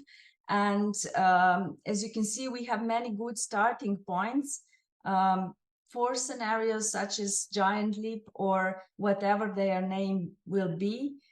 So although the progress is somewhat slow, as I always say, I remain optimistic, and maybe we can say a bit more during the discussion. Thank you. Thank you very much to all the participants. I would like to open the floor now for the discussion. And maybe Mr. Anders, I would ask you firstly to comment the Slovenian contributions to the topic. Oh, thank you. I've already taken up too much of your time, but let me make 4 very quick comments. I very much appreciate what I've heard and about the efforts in Slovenia to move the whole agenda forward. Let me start with Daria about learning, consciousness, integral economics, etc. I have followed part of this, and the process around the inner development goals is one aspect where you can see that all over the world there are hubs trying to pursue this kind of conscious level raising activities. So I believe you're absolutely right, but it's not an easy topic to discuss online. You really need to meet physically and sort of come closer to each other. This technology is fantastic, but for some kind of discussions, it's not ideal. When it comes to Siva, I think she left already. I would just caution to get stuck in a discussion around growth versus degrowth. There are many parallel efforts now to rethink how we should organize the economy. You have degrowth, you have green growth, you have post-growth, and then you have beyond growth. I wouldn't get stuck in it. I would be rather agnostic, as Kate Ravert, and then focus on the more positive qualitative indicators.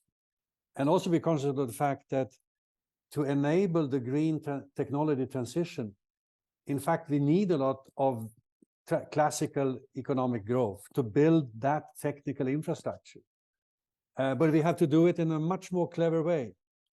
And by the way, Janusz Potocznik wrote a paper on this very, very recently, focusing very much on the demand side. I didn't spend much time on that today, but almost every study about the economy and the future is supply side oriented. Whether we talk about the World Bank, OECD, IEA, etc. Nobody sort of questions that demand can look different than historical trends.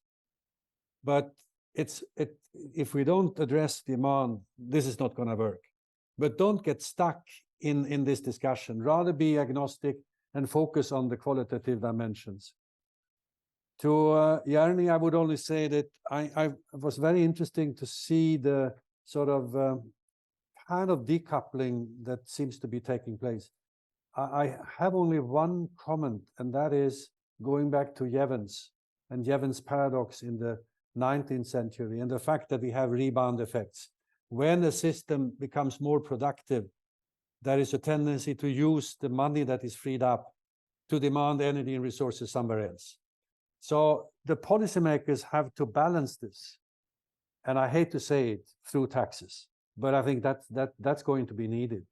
Or by shortening the number of hours we work, so that some of the productivity is not necessarily translated into increased purchasing power, but rather more idle time, more time with your family, more time with culture, etc.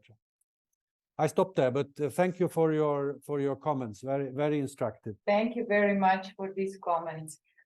We are opening the floor now to the rest of the participants who can ask a question, give a question to any of today's speakers. Ms. Alenka Burja, the floor is yours. I would like to ask Jernej one question. Are you following a trend of these policies on the energy level in Slovenia now? Because I think we are stuck a little bit, because you was talking on beginning of 2010, and now we are so many years later, especially with new regulation on solar, with not implementation of energy for buildings and all this stuff. And I still would like to ask Mr. Wijkman one question about timing, because you mentioned that we have not much time, so 5 to 10 years to do a big shift, and that's obviously true. And also, and all the process going discussions and working with national governments, with local level, and so on. Not mention rich people, of course. It's going very slow. So, what is your solution? Because if we will not hurry up, it's probably not going to end well. I'm sorry to say that. Thank you very much. Yeah, maybe if I start also referring to this last topic, definitely we're running out of time if you look at what's happening with climate and impacts and so on. In terms of next steps in Slovenia, obviously we are having now a big, let's say, discussion both in the public and in the professional circles, and our team is currently working on strategic assessment of the national energy and climate plan for the next period, and we are trying to deal with these questions there. We see a big opportunity in rapid electrification of transport and in implementation of solar power. This can be the next big step, and then after 2030 our coal-fired power plants will all be phased out. So we are on a, I mean, if everything is implemented, it should go quite well for the next couple of decades. But on the other hand, we have this idea, I mean, or let's say, to what Anders also said before, thinking about supply side or demand side. And I think if we focus more on the demand side and also on these distributed investments, things go quite well in Slovenia. If we focus on the supply side, like building big energy, electricity production units and so on, then we have a history of things not going so well. And there is now this discussion about whether the solar power is the answer to the future demand, or whether we need to start investing in a new nuclear power plant, which will cost a lot of money and will only come online after 20 years from now in an optimistic scenario. So there is this tension currently, and I think this is also the answer to this question will also be the answer to the question whether we follow the too little too late scenario and wait for things to happen or we engage in the giant leap and really restructure the society, also taking into account what the other colleagues have told about today. Well, very quickly, I forgot to mention to Katja that I very much appreciate your focus on ecological footprint. But we should bear in mind that as presently organized, it's giving a lot of importance primarily to carbon dioxide emissions, which is natural. But I think what the public has to understand is the other side of the coin, the pressure on ecosystems and biodiversity. So it's very important to make that sort of additional comment when you introduce it. With regard to the time factor, I think the problem with us human beings is that we don't understand exponential growth, because it's not linear, as you know. It's a curve that's going upwards and steeper all the time. So that is behind our predicament, I think, because we don't understand that 2 or 3% per year means a doubling in what, 30 years, a quadrupling in 60 years, etc., etc. So we have to bring in economists into this, and I didn't mention that, but the education of economists is a scandal. Whenever a young student enters university to study economics, he or she should start by learning how nature works. Let's spend half a year or a year on that. Then I think our economic model would look very, very different. But that is really a problem. Finally, on a positive note, I'm very attracted by so-called learning curves, that new technology is always expensive in the beginning, but gets cheaper and cheaper and cheaper. And solar, in particular, the costs have been coming down extremely fast, and they continue to come down, even if some metals will be more expensive. But most of what's in a solar panel is not metals, it's silicon.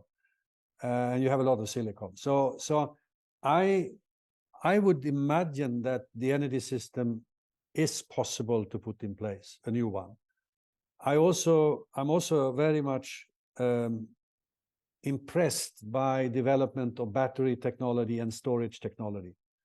I heard a presentation yesterday which made me enormously optimistic.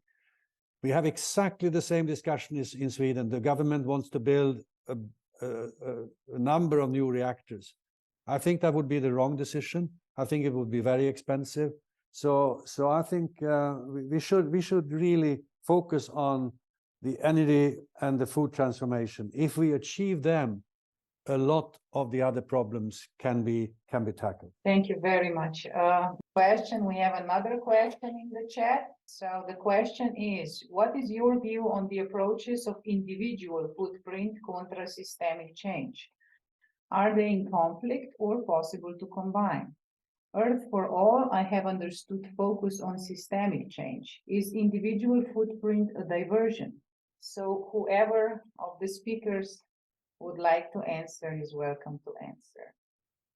Let me start and say that this is, of course, there is sort of a tension between the two, because there is a risk that if you focus all your attention on individual behavior, you do not address sufficiently the system and the system structure.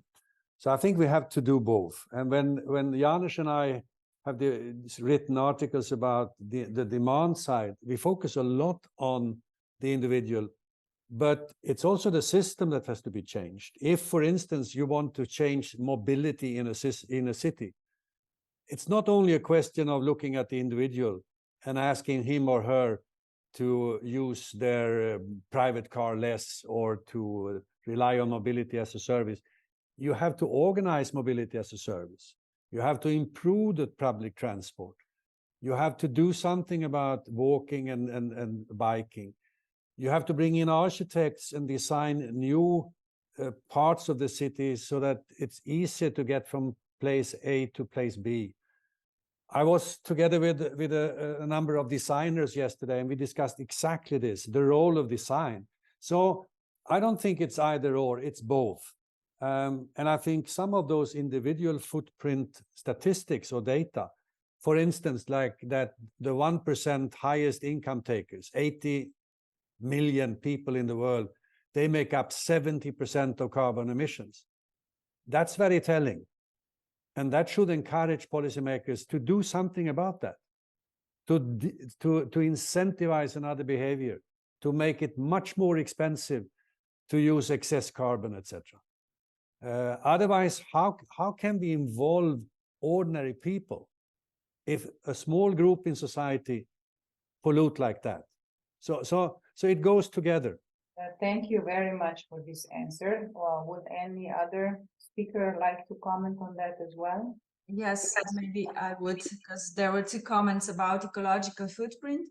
So we are totally aware of the fact that ecological footprint calculation is only, let's say, strong communication tool, but it has methodological deficiencies, and it cannot encompass every aspect of environmental pressures. And what Anders stressed is really, really of crucial importance, to make people aware that this ecological footprint does not happen in some virtual space, that the basis of everything are ecosystems, are ecosystem services. So the productivity of the ecosystems, how we are harming it, and so on, by pollution and resources use. So we are also trying to raise awareness about that through our school system. However, about the question of Jakob, again, I can only agree that we need both. So in the meantime, when we are lacking the systemic change, it is important to at least address individuals to demand a change. So and this again relates to the sustainability competence framework, saying that acting for sustainability is about political agency, it's about collective action, and it's also about individual initiative, so that you cover all the aspects. So you really have to address both. And I think I would like to think or hope that this is what we are trying to achieve in Slovenia. But of course, the path is still long and sometimes frustrating. Thank you. Very good comment. Very much. I would like to give again the word to Mr. Andrej Kranz, if his speaker works now. Thank you, Natasha. Well, I'd like just to make a short comment on the presentation by Mr. Anders Wijkman, and then I have a question or two for Jernej. So regarding this first presentation, I, of course, can agree with everything that you said, what is necessary. Well,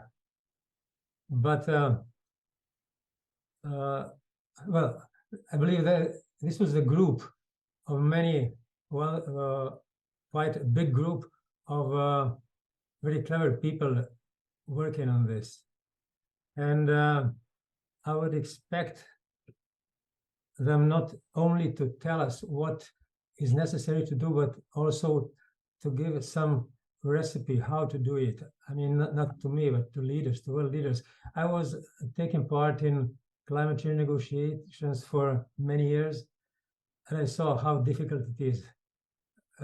Difficult to come to some agreement, and when we had agreement, after some time, it was usually to some extent watered down, and countries had some reservations and so on. So I know it's extremely difficult, but still, I think, well, it would be good to, if somebody would give some advice to the leaders, how to approach these problems.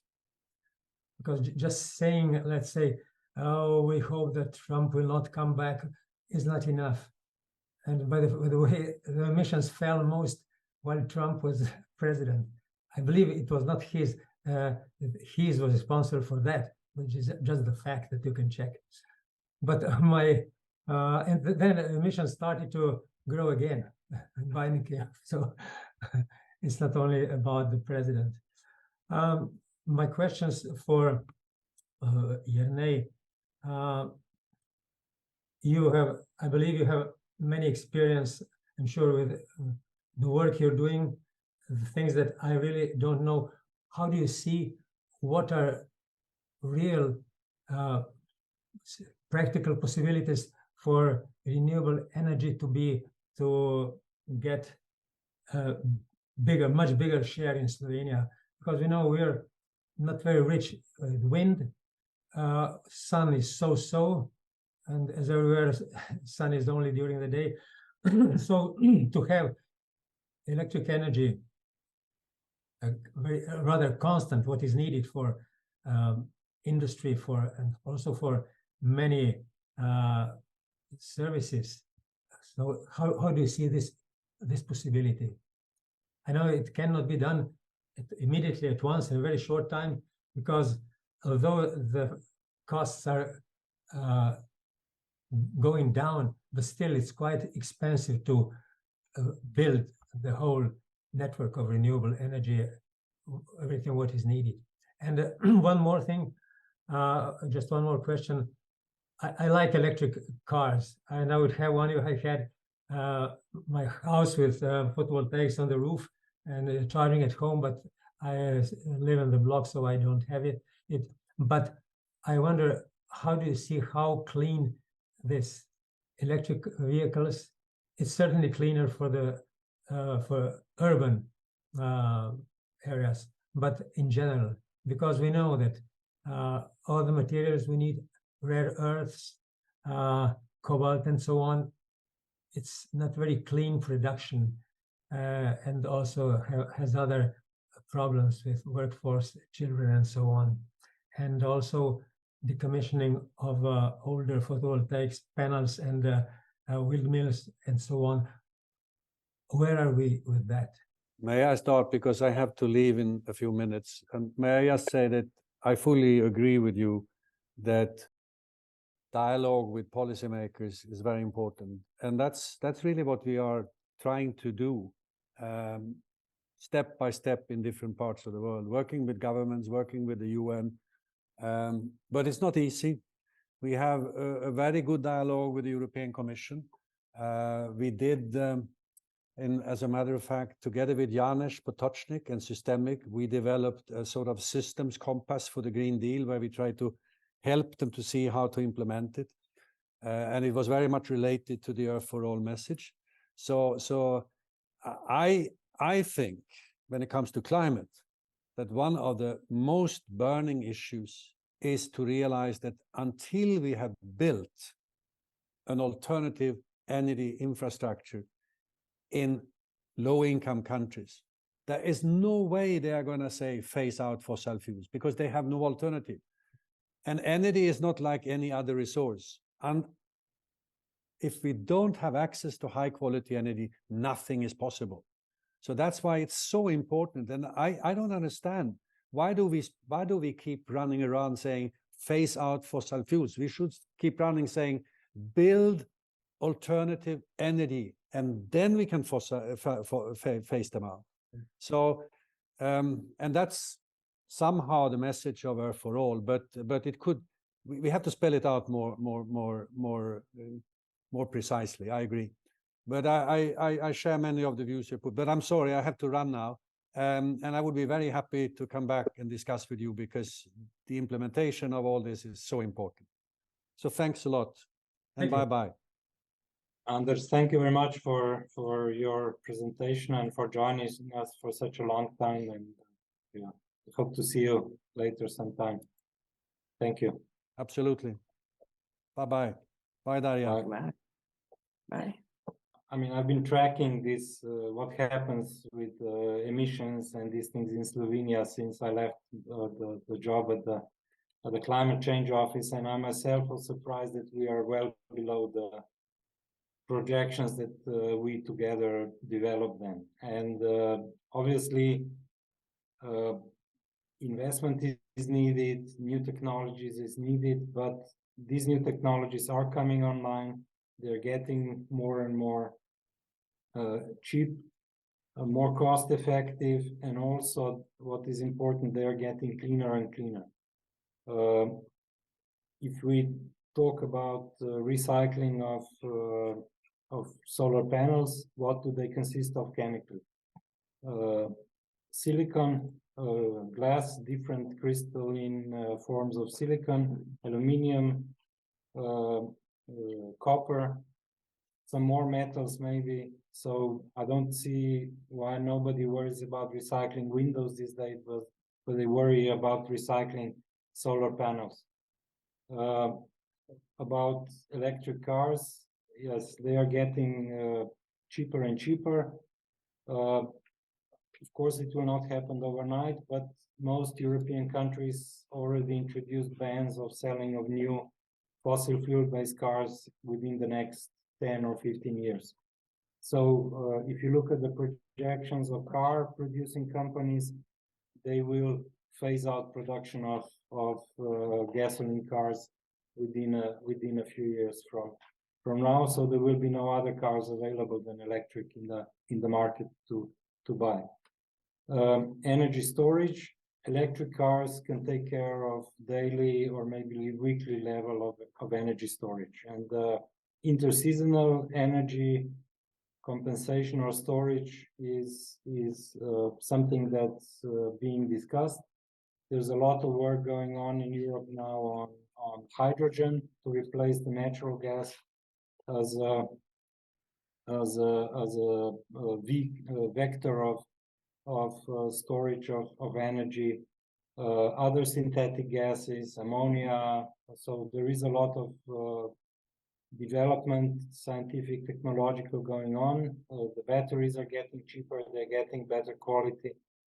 So, but this will be, let's say, needed somewhere around 2035, 40. It is not needed now. But the next step, I mean, up to 2030, the main technologies which are already available and growing very rapidly are basically the electric cars and solar panels. Those are I think the dominant things we will see in the next few years in Slovenia, and we have more than enough space on roofs of buildings in Slovenia to supply enough electricity from solar panel. I mean, there are several studies who show that. So that's why I'm optimistic that we have this possibility, but we have the others who say that this will not lead to nothing, and we need new big central units to produce this. One thing which we will need to invest in, obviously, is the electricity network to accommodate the new kind of production, but also to accommodate flexibility in the demand for energy, because there is a lot you can do also by regulating the demand. When the car is being charged, when the heat pump is working at the home. So there are many ways to manage this. So that's my opinion. Now, for the conclusion, we will take one last question from Mr. Dan Welling. The floor is yours. Thank you very much. I think this is a question probably best suited for Mr. Stritih. So we've talked a lot in this past conversation about specifically the climate and energy targets. An element of the plan proposed in this conversation also includes the inclusion, and it is of course the case that even though there might be enough solar panel roof capacity, some of it might exist on the housing of people who struggle to afford it. Some struggles surrounding mobility might be that some people might find it difficult to move to more sustainable mobility alternatives without cash on hand. And it looks like many countries in Europe right now are looking at low-hanging fruit, but find it very difficult specifically to make sure that the transition is fair. Also in light of the fact that potentially some of the policies, such as the carbon border adjustment policy, might lead to an increasing in prices for all kinds of consumer goods. What is your current assessment for the inclusion element of this plan within the Slovenian network? Do we think that there's enough room for subsidies or other forms to make sure that the transition can be borne by all? Yeah, I think this is a very valid question. Obviously, there is a question of sequencing. Let's say who can bear the cost first and who can maybe bear the costs later when the prices of or cost of investment is lower.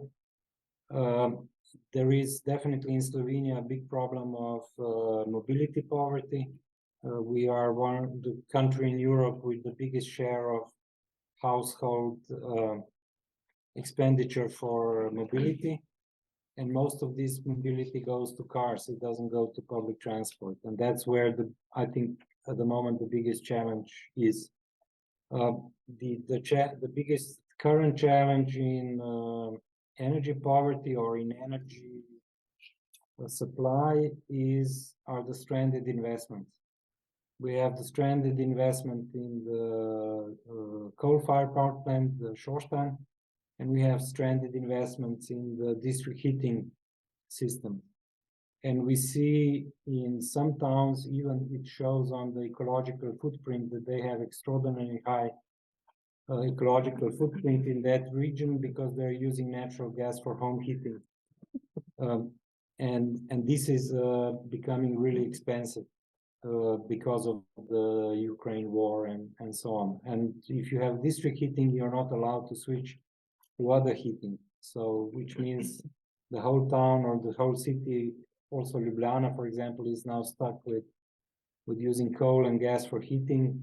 And this is not really a good investment for the future. And we really need to think how to switch and how to manage this transition and timing of the transition. I mean, 5 years ago, it seemed like, okay, investing in gas is a good transition strategy, but suddenly this transition finished, after the war of Ukraine. So, yeah, there is a lot of work to do, and I don't think I have all the answers just to pull out of my head. But you're correct.